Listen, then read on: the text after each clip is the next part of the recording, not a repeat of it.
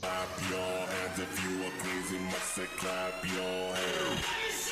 Domino Thinking presents Natural Born Speakers with your host, Allison Donaghy.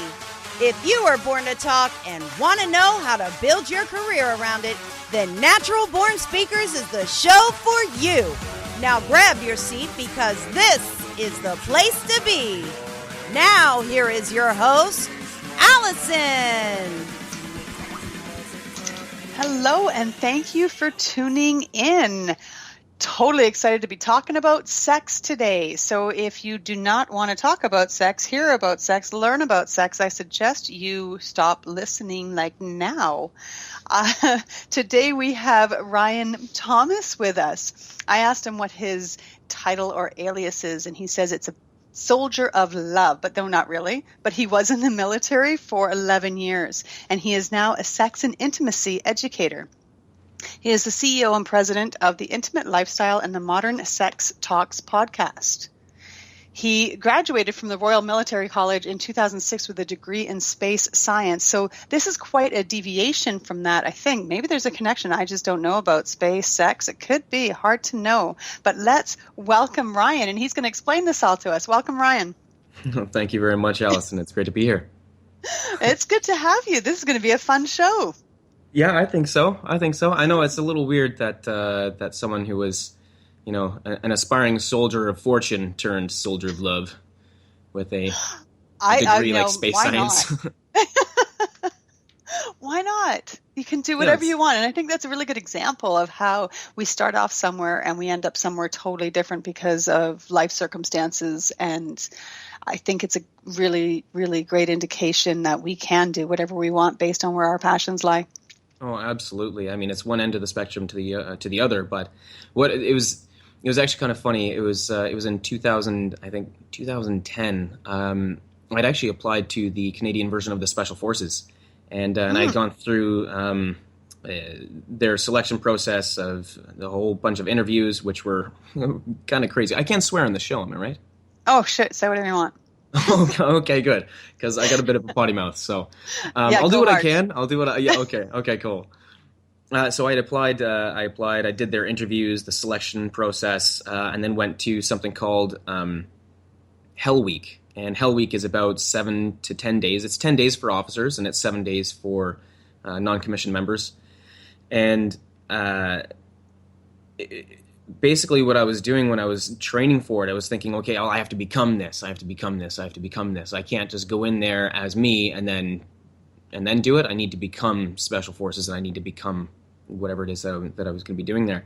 And I ended up getting food poisoning the day before it started. And Hell Week is basically when they basically run you into the ground, test all of your fears, like fear of heights, drowning, enclosed spaces, darkness, dark enclosed spaces, all while putting you through mental acuity tests. And so naturally, I wasn't in the best of shape because I had food poisoning. But so I ended up getting removed on day 3. Yeah, and then I was struggling trying to figure out if I wanted to redo it again. And I realized, wow, you know, if I do go there, it's a lifestyle. I have to become, for lack of a better word, I have to become death. I have to become the kind of person who's going to go overseas and is going to kill people. Mm-hmm. And I started thinking to myself, you know, is that what I actually really want to represent? And I took me about a year and a half to figure out if I was going to reapply. And then I realized, you know what? I don't want to do that. I want to represent more of what I want to see in the world. Mm-hmm. So I decided against it and continued down my path of personal growth. And now here I am on the other end of the spectrum, representing more of what it is that I do want to see in the world. So, which is better sex and intimacy. Right? Yeah. Yeah. Isn't that like a great thing to have more of? Yeah, exactly. You know, whenever someone says something is better than sex, clearly they're not fucking the right person. Clearly. Yes, or they're doing it all alone. Yeah. Hey, you know what? I've had some damn good solo sex sessions. It's good, but it's not really, blow your socks off, is it? I have to disagree, actually. Really? Well, because I've been doing this stuff, right? So I I've guess so. been learning some pretty insane orgasmic. I've had a couple of pretty insane orgasmic experiences where I'm just like, my head like gets thrown back. I'm like, what the hell is happening to my body? I don't get this. All right, well, I guess I just need more practice then. Because, we get good, but it's not quite the same. But yeah, okay. We'll have to talk more about that. For sure. I have a question first, though, about what you were saying about Hell Week. So what was that hardest part for you? What was the hardest part for me during Hell Week? Yeah, apart from the food poisoning. Oh, the hardest part. I'd actually have to say facing my pride. That was probably the hardest thing. It was definitely hard being, screamed at and basically taking your body and your mental state to the absolute limits. But I'd have to say that the hardest thing for me was facing my pride. And I had actually applied to search and rescue later on in my military career, and I didn't succeed there either, obviously, because here I am. But I made it a lot further. I made it to day 13 out of, I think, 15 days. And it was at that point where I actually had to face my pride. And then I ended up quitting that selection process. And I mean, there's some reasons to it. I don't know if you want me to go into that, but it's why not? Whatever you want to talk about. Well, I mean, I guess it gives a little bit of an idea of who I am. I basically hated my job in the military. I was just sitting in an office and I was doing paperwork all the time, and I wanted to actually be doing some army stuff. And I was going through depression, and I had broken my ankle, and I just rehabilitated it, and I was going back to this search and rescue selection, and I was in day 13, and there was about 14 of us left, and we started off with, I think, about 35, and it was in February in the Rockies, so it's pretty. It's pretty cold. And I knew that they were only selecting 4 people. And the people that I was competing against had been there 2 or 3 times already. Some of them were currently in the Special Forces, snipers. And I'm basically going up against some of the toughest people in the world. And here I am, some desk jockey that's like, okay, guys, let's go do this. And all I could think Can we bring Excel with us? I need to write a report before I navigate from this place to the next place. I need to write a report before I kill this rabbit for food. Yeah. And it You're was total fun. So I mean, it was. I was at this point where I had gotten past the staff yelling at me and screaming at me. I got past that point where we're basically going off into the woods on our own, and we started off with going off in a small group. So at this point, now it's complete quiet, and I'm just with my thoughts. And when someone's not screaming at you, all of a sudden, I don't have anything else to push up against. I have to push up against myself now, and that's the hardest battle. And then I realized, if I will push myself to the point that I break. I've done it I've done it a bunch of times. So I knew that I would quite possibly injure myself, and then I would be stuck in a job that I really, really didn't like, and I would do that just so that I could say that I didn't quit. So there was a point of pride there. And I realized, well, I need to have a bigger reason besides, just telling people, oh, yeah, I did it. That's coming from a place of ego, and that's coming from a place of pride. And I realized that, wow, in order for me to really push through some of the hardest times of my life, I need a bigger reason why I'm doing it.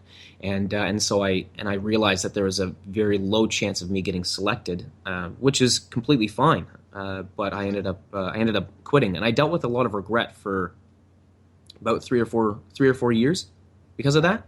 And it's only been recently when I haven't been thinking about it every single day. I thought about it every single day, probably for about 3 years. Wow. Yeah. And now, having been building this company, you go through hard times building a business, right? But I've got a much larger why. So what is your why? I can put, what is my why? Yeah. Well, I can tell you what my mission and my purpose is. I can do that. All right. Would that be better? Whatever you think. Yeah, well, my mission is to catalyze conversations around sexuality and personal growth while using sex and relationships as a vehicle. And my purpose is to create more emotional intimacy, emotional intelligence, compassion, and sex positivity. And, my why is because I think there's just too much shame surrounding emotional intelligence and sexual expression in our culture, and I just really don't like that. So. Why do you think that is? That there's so much shame in our culture about that. Religion. Just an easy question for you. Nothing like solving world problems or anything, but just tell me, really, why is there so much shame? Go hard. What is the meaning of life? Tell me. I'd have to say that it's religion. So I think the values of religion, that's sort of the values on which our country was based upon. Right. So I think that yeah. Mm-hmm. Well, it totally makes sense.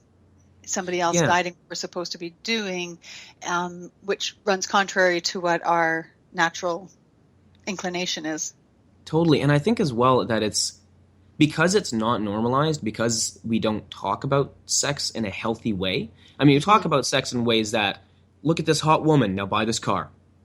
Or let's not even look at the hot woman. Let's just sort of, objectify that, assume she's going to be there and still buy the car. Yeah, exactly. It's so we use sex now as a marketing scheme or something that's. I think objectification is fine so long as we understand that there's a person there as well outside of the bedroom. That's the whole point. But I think we look at sex in sort of a negative sort of thing. It's that thing that we can't really have. And that makes it something that we don't really talk about in a healthy and open manner, and because of that, it's not normalized. So, I think it's amazing how much resistance there is about talking about sex. Like it blows my mind. I have a son, and he's now 27. But when he was little, I remember him and his friends came in the house, and they were, I don't know, like 6, 7, maybe 8. I don't know. They came running in the house, and they said, "Okay, give it to us straight. What's masturbating?"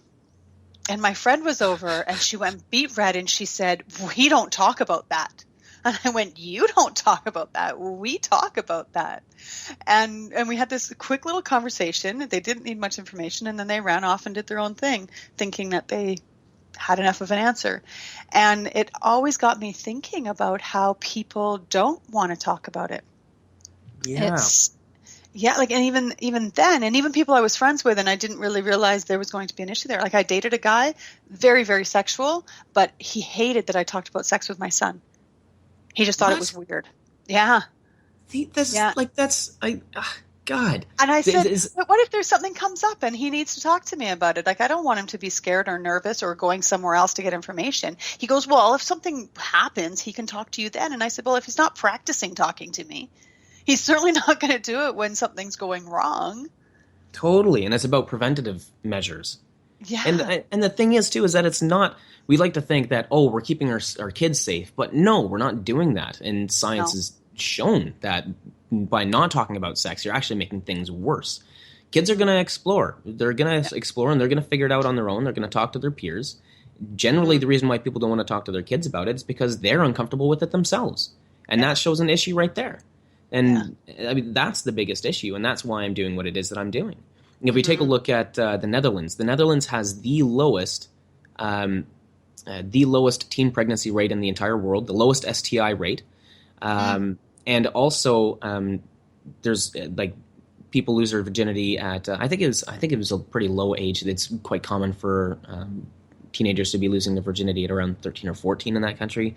But the thing is, as well, is that it's a really interesting statistic. I think it was over 93% of young adults were happy with and welcomed their first sexual experience in the Netherlands. And that's contrary to the United States, where less than 66% welcomed and were happy with their first sexual experience. That's a big problem. If only 2/3 of people are having a good first sexual experience and welcomed it, that's kind of a problem. And you said 2/3 are welcoming it in the United States? Only, less than 2/3. So the thing is that in the Netherlands, and that seems actually, I'm surprised at that number. I would have thought it would have been a lot less. Really? In North America. Oh yeah, that's higher than I thought, because with sexual assault that goes on at such a high amount of, like, at a high rate, I'm imagining that's happening to people for their first sexual encounter. I would have put that number a lot lower. Yeah, definitely. Still not a good number, but it's still not a good number. Maybe I'm just. Well, the thing is that they actually start teaching sex ed at, I think it's grade 1, and they start teaching body autonomy. So it's like, this is your penis, these are your testicles, these are your outer labia, this is your inner labia, that's your clitoris, this is the vulva, this is the vaginal canal. They start teaching those things and talking about them because it's just normal. And then if something's normal, they're just not. There's no emotional charge that's behind it. And then I think in grade 2 they step it up a little bit and say, okay, you have the right to say no for anyone touching your body. And then in grade 3, it's like some parents are married. Are gay men, gay women. So they start at a very young age. So that's why there's such. And they normalize it. Like, that's so much healthier. And think of all the problems that eliminates down the road. Absolutely. Much, much better way. I watched a movie, Whiskey Tango Foxtrot, the other night. And there was a spot in the movie where she said, I pee out of my vagina. And the guy looks at her and he goes, that doesn't happen. She goes, yes, I know that doesn't happen. But it made me remember this time that one of my son's friends from high school thought we did. And I just went, wow, that's incredible. I remember going to the Vagina monologues. Have you ever seen that? No, I haven't. Oh, if you get a chance to, and it's in the area, they're all done very, very differently. But it was amazing hearing the comments in the audience about the clips that were being presented, and they're saying, wow, I didn't know that. I had no idea. I've never done that. Yeah, it's so true. I mean, I did a course, a sensual massage course in January, and basically it was learning how to give erotic massages. So Yoni massage is pussy massage. So Yoni is it's the pussy, but it includes the vulva as well as the vaginal canal, the uterus, the cervix, the ovaries. It basically encompasses that whole area. And the more I've learned in this business, the more I've realized how much women haven't really been able to explore with their own sexuality because there's so much shame around it. And I've definitely had girlfriends in the past who had a very hard time, or who had never had a vaginal, like an internal vaginal orgasm. The only orgasm they had ever had is a clitoral orgasm, and they think, oh, I guess I just can't have a vaginal orgasm. But it's generally because they haven't really gone through much of an explorative process. Right. And when you have with a partner who doesn't know, care, or have any different understanding, it's where do we learn that stuff? If we're not learning it, where do we learn it? Absolutely. It's really interesting. Yeah, it's basically relying on someone else to tell you what your body is like or enjoys, right? So I mean, basically, I've had women say, "Oh yeah, he wasn't a good lover. He didn't make me come, but this other guy made me come," and all I can think is that doesn't really make any sense, because if you know what it is that you like, then you can direct the guy who's maybe doing something that his other partners liked, but you weren't liking. Or that even his other partners didn't like, but nobody told him then either. Exactly. Right? Exactly. So here he is thinking he's doing a good job, and we have a tendency of faking it because we think it's supposed to, or at least it ends it. And it's really interesting, but there's also an awful lot of shame in telling people what you like. Absolutely. Mm-hmm. Well, it's because we don't want to hurt the other person.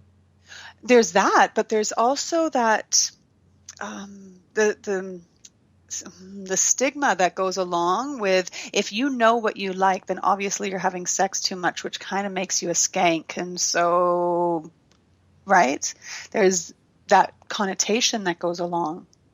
You know what? Yeah. I remember buying magazines for my son, and he'd get them in his stocking along with his condoms. And the first time I was dating the guy, and he said, "Oh, maybe I'll get him a magazine." And I said, "Well, okay, sure. Like, why not?" He goes, "You don't care?" And I'm like, "No, I don't care." So when my son got the magazine, I said, "Oh, and by the way, those women in there, those aren't like real life women. They're airbrushed. No woman's going to walk around like that. Maybe later in life, but don't expect your girlfriends to come home from school looking like that. So just as long as you know this is fantasy stuff, do whatever you want with it. But don't impose Allison, that you're rest- popping my bubble right now, and I don't like it. Oh, all right then. That wouldn't be the first time. Yeah, but again, he was just like, you can't have those conversations with him. Different guys, same response. Yeah, it's just, yeah. I I've got a guest on my show, Modern Sex Talks. She's coming up next week, next Thursday, and she owned a condom company. Really? And yeah, and so she has these open conversations with her daughter, and now she currently has a book, which is what we're talking about on next Thursday, and it's oriented around emotional intelligence. So that's why I had her. That's why I had her on the show, and we're going to have her on the show again to talk about condoms and different condom shapes and how they fit and custom fits and things like that. But yeah, she has those conversations with her daughter, and I think it's fantastic. I mean, how else are we going to learn? And that's another reason why I've got this company. I mean, like, where else we don't learn these things about? We don't learn these things about how to be a great lover or a great partner. It's, for some reason, the things that we do socially are expected to just be known, or you're supposed to learn these things growing up. But I mean, we all grew up in different groups. We all grew up with different families. We all grew up with different values. I mean, even here in Vancouver, there's a bit of a different culture than there is in Toronto compared to Montreal, to Fredericton, to Edmonton. And I've lived in all of these cities, so I've seen the differences. So, I mean, where do we learn how to be a great lover if we can't even talk about a cock and a pussy? I think there definitely seems to be that because we have it, we should know how to use it. Or we should know all about it, or it's kind of like when you're speaking, when they're speakers, right? And they think because they can talk to somebody that they can be on stage and speak because they know how to talk. But there's a whole different skill set and finesse that goes into being able to do it on a stage. Absolutely. And I think it's the same with sex. Like we have all the parts, but that doesn't mean we know how to use them. Absolutely. Yeah, the way that I make a comparison to it is, we all like let's say you learn how to drive. Let's say you get a car and you don't really have anyone really teaching you. Maybe someone says, okay, well, that's a steering wheel, that's the gas, that's the brake, go for it. And you kind of learn how to drive. Maybe you get dinged up a little bit, but for the most part, after a little bit, you can drive from home to work and back again, and maybe to some other places, and you're doing just fine. Right. But let's say you go to a professional driver, a race car driver, and then you start driving around on a track with a performance vehicle, with performance training, then all of a sudden you really take your skill level to this whole other level, right? And all of a sudden you can get from home to work a lot faster, safer. You can start to enjoy driving a lot more because you've got these new skill sets and these new things that you didn't realize were so important before. I know it's a bit of an analogy. Doesn't encompass everything. Oh, no, but I think it does break it down. It simplifies it to a way that people can understand it. And it's like, oh yeah, it is like that, isn't it? Right? We still need that education. Absolutely. Well, the thing is too, is that people seem to think that sex is just, I want to learn 10 different ways to give her an orgasm, or 6 ways to make him fall in love with you in the bedroom. And it's just the same recycled bullshit time and again. And are you reading Vanity Fair? Maxim magazine. That's where the most important arguments are being made. Yeah. That's, I mean, people seem to think that reading those sorts of things are going to make you a great lover. And sure, if you're 18, 19 years old, it's going to give you some basic tips. But if you're just going to end up reading the same recycled shit for years. And the thing is, they're not. Those companies aren't in it to actually educate you. They're there to get subscribers and readers. So, I mean, the thing is that the body it's actually quite simple. Learning the mechanics of sex is actually quite simple. The hardest thing is understanding eroticism. Now, eroticism is the emotional compound, the emotional element behind it's the emotional element that gives sex that charge, that passion. I'm sure that we've all had sex before where it's like, sure, the sex was good. Yeah, cool. But then there were other times where all of a sudden we were just having there was so much build up to it that the sex was explosive. And maybe it didn't even last all that long. And it was just seriously explosive. And that's because there's a big emotional charge. And so that's eroticism right there. And other elements of eroticism too are for women or men as well, that aren't able to reach orgasm. There's an emotional component behind that and feeling safe to express their sexuality. And there's an emotional element that goes into being able to provide the kind of support that someone needs to feel safe and feel that it's okay to express themselves sexually. And those are the elements that are a little bit harder to understand and to really dive into. And to teach the body is really actually quite easy and simple. It can be done in just a couple hours. It's those other elements which make a really big difference. Right. So how do you help people with these sort of things? Well, building out this company, I've sort of developed, now I generally focus with men. Veronica Chase, my co-founder, and Naomi, our Tantra coach, they focus a bit more on women, and I focus more so on men. And so I've developed sort of 4 pillars of what I think make a man a great lover. And I think it's actually quite the same for women as well, but it's just that the content that I have is typically generated and guided towards men. The first pillar being confidence and congruence. So being able to really define who you are, what you want, and then setting boundaries as well. Boundaries are incredibly important. If you don't have boundaries, then someone else is telling you who you are and where you're going and what you're doing. And no one finds that attractive because you're basically a pushover. Second pillar is male sexuality, so getting in touch with a man's own sexual performance, how to be more sexually magnetic, and improving your own pleasure, things like that, lasting longer. The third pillar being intimacy and communication, so developing a deeper rapport and intuition for our partners and our partners' needs. And then understanding female sexual pleasure. That's the last pillar. So that's the way that I sort of see it. It's like confidence, our own sexuality, intimacy and communication, so developing that bond with someone else, and then understanding their pleasure. Right. And then do you do this through one-on-one or workshops?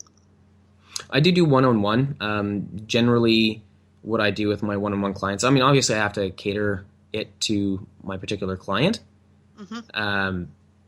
Some clients have wanted just more education, so I ask them what it is that they're looking for, and I prepare a few things, and then when we have our call, I just relay that information to them. And then other clients are looking for reasons, solutions to some emotional problems that they're going through, and then I guide them through different perspectives and just different methods to build a little bit more confidence or release the blockages that are holding them back. And now that's what I do with the one-on-ones, but I also run workshops as well. So the workshops focus on those 4 pillars. So there's one workshop that focuses on all 4. It's about a day-long course, and then 4 separate courses. They're called the deeper dive courses, and those ones go in deep to each of those pillars. Right. And people can find you where? Well, they can find me on modernsextalks.com. That's also free on iTunes as well. And also that the courses are run through our coaching company, The Intimate Lifestyle. Okay. Yeah. Sounds good. So is there actually hands-on training that you provide, or is this all classroom type over the phone? Hands-on training. Yeah. Well, it's going to come up, right? yeah, it is. Well, something's coming up. Something I ain't touching that.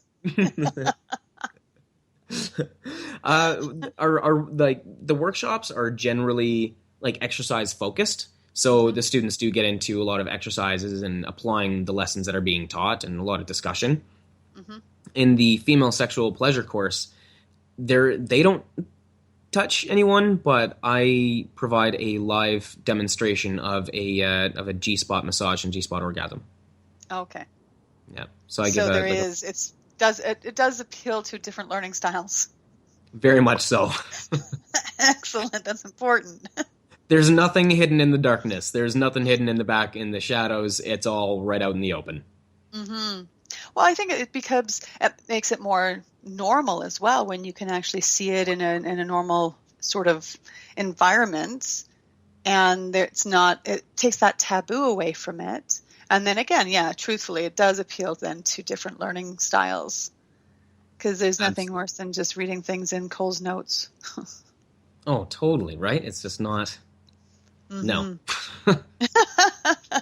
So going back to the confidence thing, I know in your bio it said that when you were younger, that where does it say here? In your early to mid 20s, you were plagued with low self-esteem. How does that factor in to our relationship with sex? Oh, again, well, easy basically, full of you're them. making me think, Allison. I don't like thinking. I'm bad, just for right? looks, okay? I'm just for looks.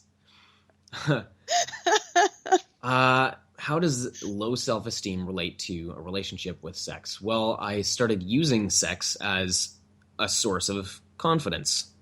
So I started learning about pickup artists and basically how to go out and pick up women so that way I could get sex and, for one, feel confident that I was a good lover and that I was attractive, which means that I am a man because I'm attractive. And also because I wanted intimacy, and because I was in the Army and a lot of guys were not allowed to be soft and be vulnerable. So we aren't allowed to develop that kind of intimacy. So instead I would get that intimacy through sex.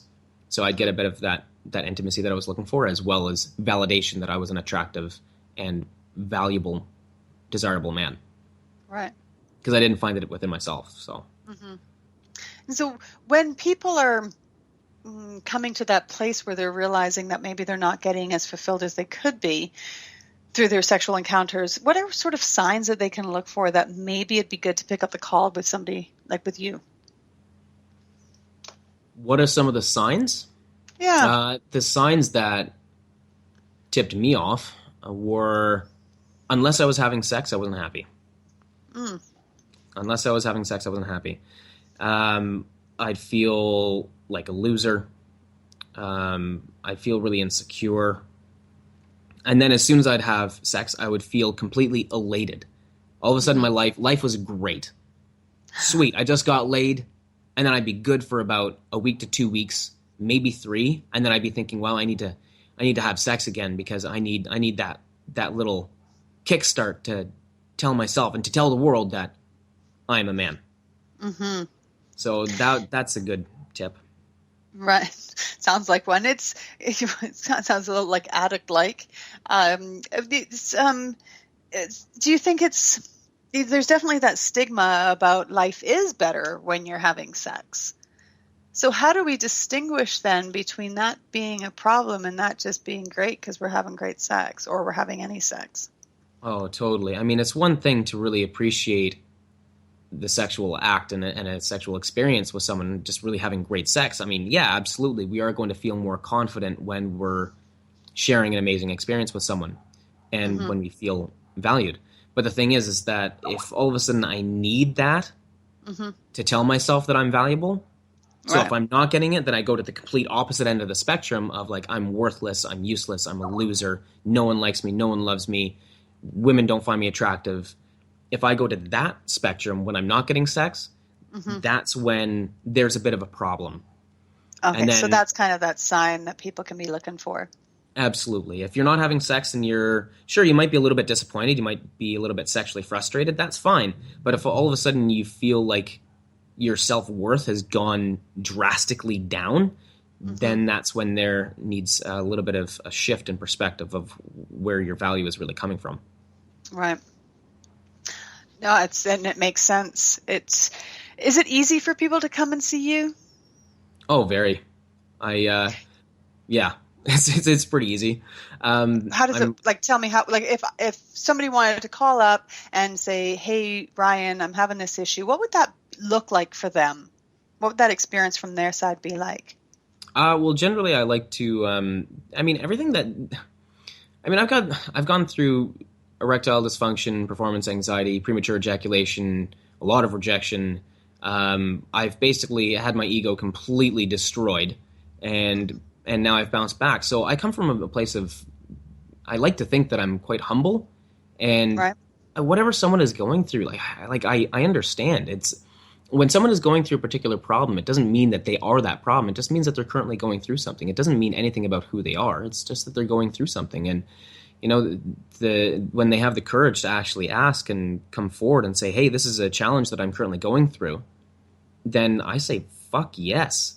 Let's work on it. Fuck yes. So I like to think that I've got a decent sense of humor. So I just keep things light and help them recognize that the problem that they're going through isn't who they are. It's just a particular challenge. It's just a little stumbling block. Right. Well, you are a pretty cool cat. Oh, well. You are. Oh, shucks. I'm blushing. Yeah. I think it's important, though, for people to understand that, yes, if there is an issue that's going on, often we make it really big in our head and difficult and shameful and all of those things. But when you are out there that people can connect with and people can understand that you know where they're coming from, it makes it an awful lot easier for people to pick up that call or to send up that email to you. And I'm assuming you are not location restricted. No, I do pretty much all of my coaching calls online. The group workshops, I prefer to do those in person. So those, I mean, the whole point behind intimacy is that we're connecting with other people. Right. So I don't agree with having a larger amount or a focus on online courses. Yes, I'm going to have some online products. It's a great way to reach out to people and to help from a distance. But the entire intent behind my company is to help people actually connect with themselves and with other people. That's the whole point. But yeah, if people just want to reach out and talk, they can reach out to me on Twitter at Modern Sex Talks, or they can go to Modern Sex Talks and send me an email at info@modernsextalks.com. At The Intimate Lifestyle, they can send us an email. And I read everything, and I read it just about every single day. I read my emails. So I'm pretty easy to get a hold of. Right. Yeah. And well, I'm not sure. Did that answer the question? I'm not sure. It did. And Okay, it's good. that accessibility, right? It's that being available. Do you do any retreats, or is that in the horizon? Well, the retreats are the workshops. So when people come to Vancouver, when I'm running these workshops, those I guess work as retreats. Now I don't do like a 2-day or a 3-day. I don't do a 3-day retreat. If it's a retreat, I almost feel like there might be a little bit too much information that's being given out. So I like to keep it short and simple. So the information is being given in a bite-sized pieces, and then it can be integrated. That makes sense. I mean, what I do have on the horizon is sort of a mastermind. So if a man wants to make a complete transformation to his sex life and his romantic life, then basically what I'm planning on doing is, I haven't decided if it's going to be a 6-month, I think it's going to be around 6 months, where we go through each of those pillars for anywhere from 4 to 6 weeks each. So I guess if there's 4, so like 24 weeks. So 4 pillars, 6 weeks each, and we go through each of those pillars, and we would have a call or a workshop, a meeting here for anywhere from 2 to 3 hours, where we go through one element of each pillar. And basically, so I break down each pillar into 6 different pieces, and then each time we meet, we go through one of those pieces, and then the following week, that person has to go through the exercises that are given from that little piece that we went through. So that way it's a gradual improvement and a gradual growth process. That's the best way to go through growth, rather than getting a whole bunch of information thrown at you right away and then like, okay, well, how am I going to apply this? Instead, it's like, here, apply this little piece this week, get good at this, and then next week we'll add on to that. So it's like tapas instead of a buffet. Yeah. Well, Will Smith actually said this about building a wall. He had to build a wall for his father's restaurant, and he said, you don't set out to build a wall. Instead, you set out to, like, I am going to lay down this one brick as best as I possibly can. Mm-hmm. And I go get another brick, and then I say, I'm going to lay down this one brick as best as I possibly can. Over time, now you've got yourself a wall. Mm-hmm. So one brick at a time. Yeah, makes sense. And it's probably good advice for absolutely anything we do. I like to think so. Do you find that the group work is difficult? Like, do you think there's resistance for people to come in and do group work? Or do you find that people are quite comfortable when they get to the point where they want to call you, they're comfortable with whatever's being offered? Yes. Usually once there's a phone call, it's they're usually a lot more comfortable with coming in. They really want to check it out. And I set up a pretty comfortable environment. There's lots of joking, smoking and joking. No, without the smoke. No, yes, that makes it challenging. Yeah, okay. Because with all of the taboo that's in our society about sex, talking about it's difficult. One would think that talking about it in a group setting is more difficult. But when people come to you, it actually becomes quite comfortable quite quickly. Yes. Yeah, and I set it up that way as well. So that way it's gradual. So I don't jump straight into talking about, here's how you're going to finger your ass for prostate play. I don't start off with that. What? No, that's a good lead-in. You think so? Shit, I've been doing it wrong. Doing it all wrong. Thanks, Allison. So I'm going to make that change right now. So you have foreplay before you get to that part. Yes. Essentially, yes. Yes. Fair enough. Yeah. And do you do work with couples? I don't do work with couples. No. Okay. I focus on, like I said, I focus on the individual and I focus on the man. So if the couples want to come to you, then the women go to your partners and the men stay with you. Generally, yes. I personally don't feel comfortable doing work with couples at this point. I concede where I know what I know, and that's as far as I'm going to offer help. I'm not going to say that I'm great at everything. And I think that if anyone does try to do that, it's like, well, what do you offer? I do everything. I fucking run away from them. Run away from them. Yes. You don't want those people working on your car. No. No, that's scary.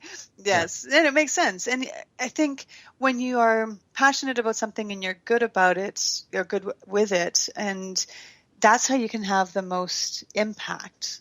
So that makes total sense. I think it's smart when people specialize. Yeah, totally. Well, I mean, well done, Ryan. Oh, well, thank you very much, Allison. I'm blushing a lot today. Oh, a lot. So why is it important for us to have a healthy relationship with sex? Like, how does that impact? Like, where does that overflow into everything else that we have going on in our life? Oh, God, that's a big question. I know. I'm full of them. I want to know everything. One brick at a time, Allison. Oh, yeah, I know. I carry two at a time. How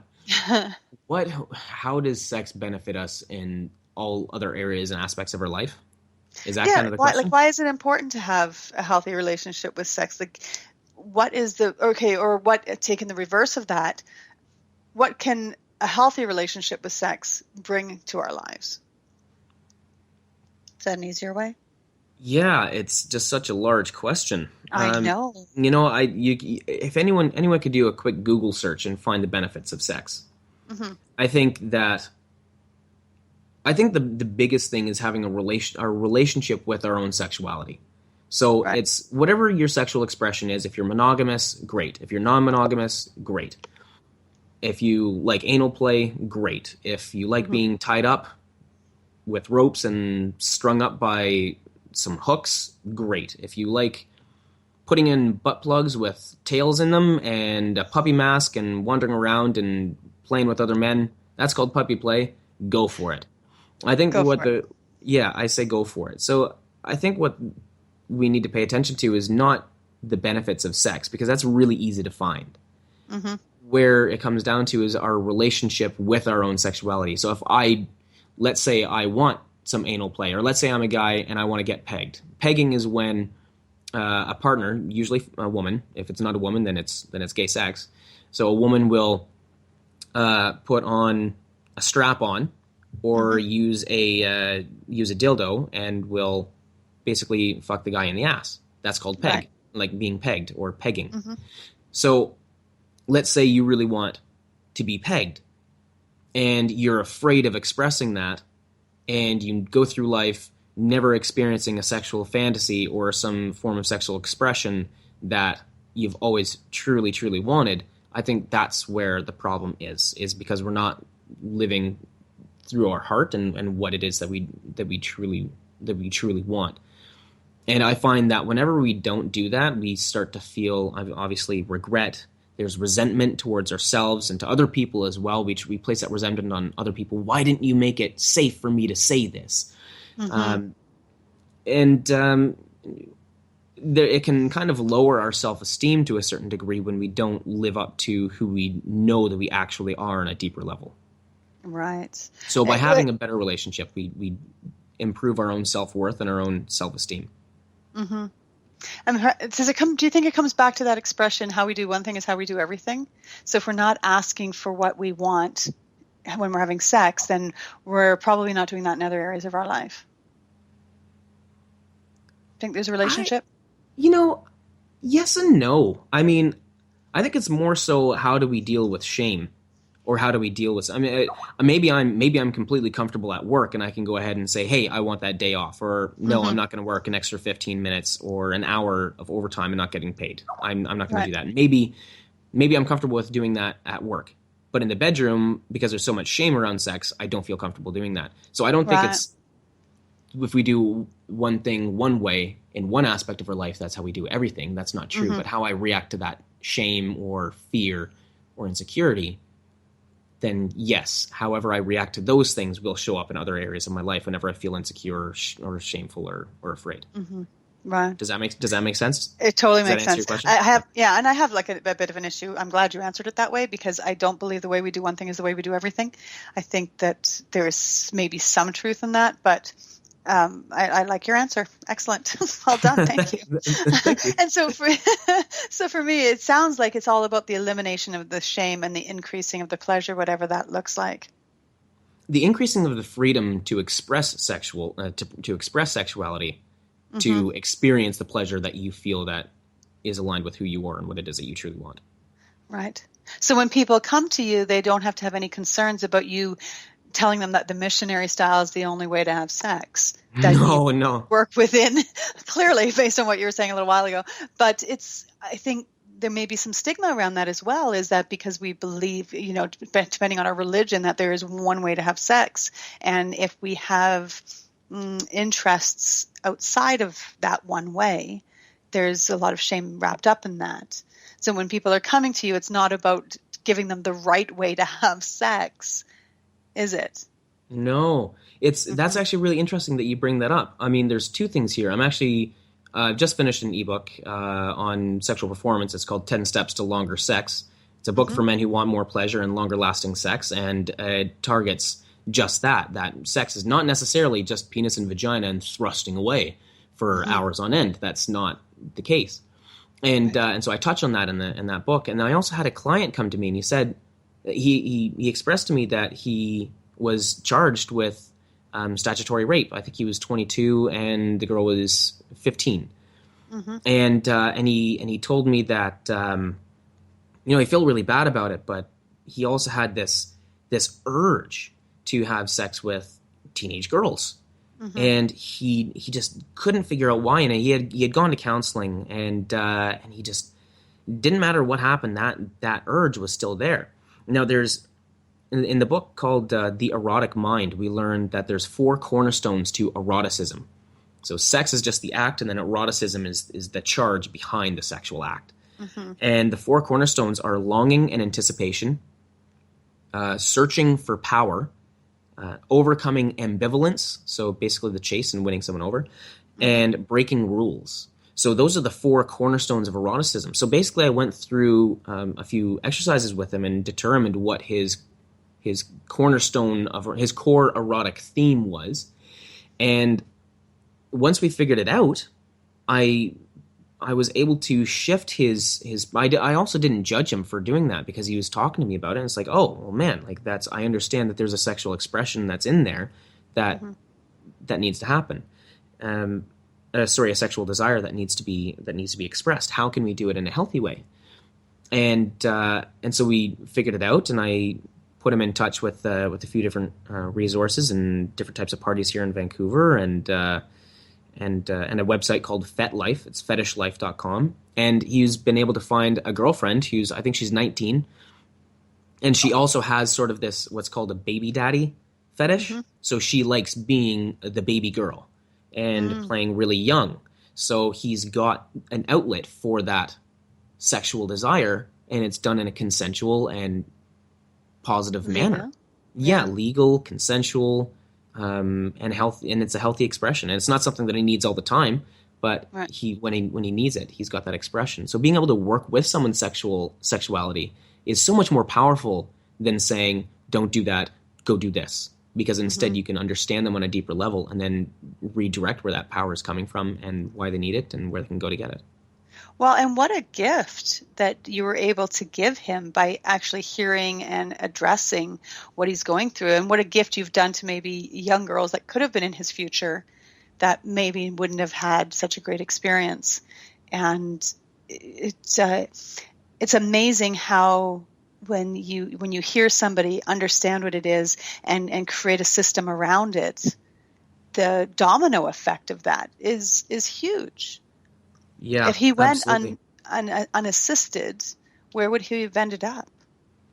Yeah, well, that's the thing too, is like if he had just listened to, I mean, I don't know which counselor he had gone to in the past, and maybe it was just a poor choice of counselor. So I'm not saying all counselors would have said the same thing that this one counselor had said to him, but yeah, basically that desire would have been bottling up within him, and he wouldn't have had an outlet. Right. And that's when there's a problem. Yeah. Interesting. Very interesting. Your ebook, where do people find it? It's not quite done yet. If people are interested in getting a like a pre-order, and I can send out the very first copy before it goes up on Amazon, they can reach out to me at info@modernsextalks.com, and they can just say free book. I also have a free product on setting boundaries and assertiveness. And it's just a 2-page PDF. That one's not on the website either. It's written. I'm just like I'm staring at it. I haven't pulled the trigger. I have it sitting there. It's ready to go. But I just haven't put it up on the website. So if someone wants some information there, they can definitely reach out and just say, yeah, I want that free product. And an ebook. If they send that, then I'll send them the info for sure. Excellent. So, and you are available for speaking opportunities as well? I love speaking, actually. I get a little nervous when I get up on stage, but I get really charged up. I spoke at an event called Man Talks, and that's here in Vancouver. It's in LA, it's in Toronto, and in the new year, it's expanding to 3 other cities. It's a phenomenal community, and it's basically a community of men having conversations around what it means to be a modern man and modern masculinity. Right. Yeah. And I heard a speaker once. I watched a video, and I would recommend women out there listen to it as well, because it does give a really interesting insight to men. And I think there's an awful lot of confusion for women who men are, and vice versa.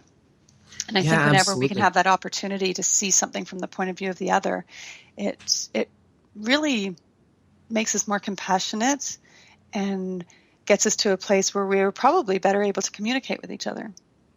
Totally.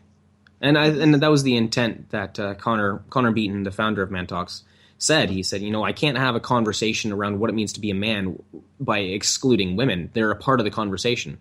Whatever result we get, they're going to be affected by it. So we have to include them in this conversation, and we want to have a great relationship with them, so they have to be part of the conversation. Right. And it was him that I heard talk. Because I think I heard his TED Talk, and then I followed the breadcrumbs, and then I found his Man Talk, and awesome. I think it's absolutely terrific that you are opening up the safety net to have these discussions and making it possible for people to understand themselves better. Yeah, absolutely. Where Connor in Man Talks is focusing on men and growing men, I'm focusing on helping people really dive deeper and have a better relationship with their own sexuality. Yeah, all very important stuff.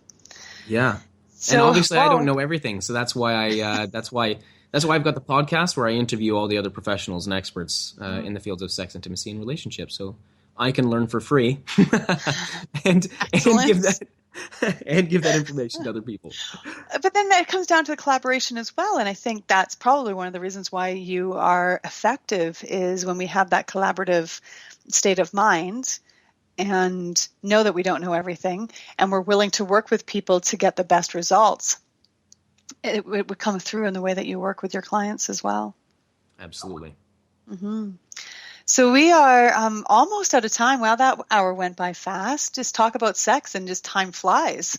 Time flies when you're having fun, I guess, right? I guess so, yes. So the last 5 minutes we have here, I'd like you to do some, just what do you think is the most important takeaway that you want our listeners to have? The most important takeaway? Mm-hmm. That whoever you think you are right now, if you're not happy, that can change. So don't ever feel trapped that you can't grow and express yourself sexually. That's definitely one thing that I want people to understand is that they can grow and they can improve themselves. And that if there's any fear or insecurities around sexuality, that can be healed. And also for men, asking questions does not mean that you're less of a man in any way.